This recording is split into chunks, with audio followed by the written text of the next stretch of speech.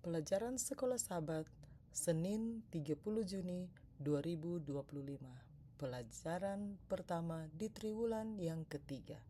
Judul untuk hari ini adalah Latar Belakang Sejarah. Ketika keluarga Yakub tiba di Mesir setelah mengalami kelaparan di Kanaan, terdapat dalam Kejadian 46, Raja Mesir bersikap ramah kepada orang Ibrani karena Yusuf dan semua yang telah dia lakukan untuk orang Mesir. Selanjutnya, Firaun berkata kepada Yusuf, "Dengan ini aku melantik engkau menjadi kuasa atas seluruh tanah Mesir." Sesudah itu Firaun menanggalkan cincin meterainya dari jarinya dan mengenakannya pada jari Yusuf. Dipakaikannya kepada Yusuf pakaian daripada kain halus dan digantungkannya kalung emas pada lehernya.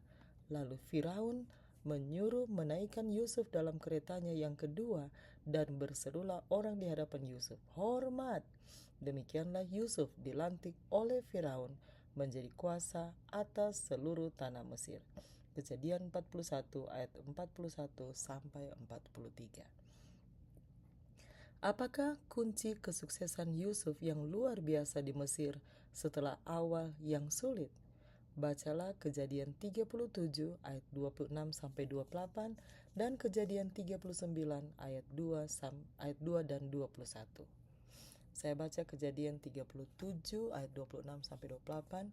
Lalu kata Yehuda kepada saudara-saudaranya itu, "Apakah untungnya kalau kita membunuh adik kita itu dan menyembunyikan darahnya? Marilah kita jual dia kepada orang Ismail ini, tetapi janganlah kita apa-apakan dia, karena ia saudara kita, darah daging kita."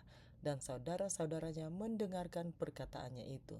Ketika ada saudagar-saudagar Midian lewat, Yusuf diangkat ke atas dari dalam sumur itu, kemudian dijual kepada orang Ismail itu dengan harga 20 shikal perak. Lalu Yusuf dibawa mereka ke Mesir. Kejadian 39 ayat 2 dan 21.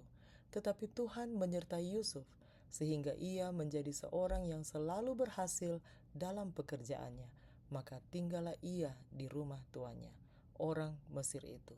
Tetapi Tuhan menyertai Yusuf dan melimpahkan kasih setianya kepadanya dan membuat Yusuf kesayangan bagi kepala penjara itu.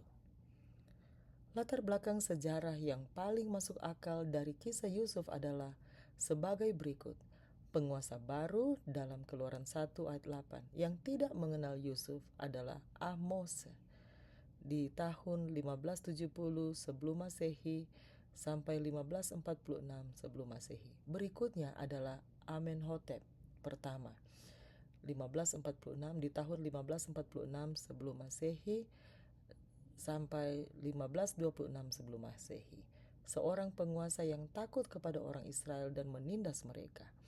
Kemudian Tutmose pertama di tahun 1525 sebelum Masehi dan 1512 sampai 1512 sebelum Masehi mengeluarkan dekret kematian bagi semua anak laki-laki Ibrani.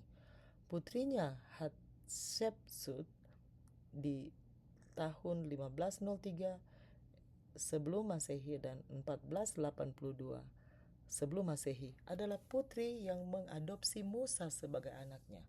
Firaun Tutmose ketiga di tahun 1504 sebelum Masehi sampai 1450 sebelum Masehi yang selama beberapa waktu menjadi menteri bersama Hatshepsut adalah Firaun di zaman Keluaran. Keluaran terjadi menurut perhitungan terbaik pada Maret 1450 sebelum Masehi. Untuk memahami masa Keluaran, pelajarilah teks-teks Alkitab berikut ini. Kejadian 15 ayat 13 sampai 16, Keluaran 12 ayat 40 sampai 41, Hakim-Hakim 11 ayat 26 dan 1 Raja-Raja 6 ayat 1. Lihat juga Kisah 7 ayat 6 dan Galati 3 ayat 16 dan 17.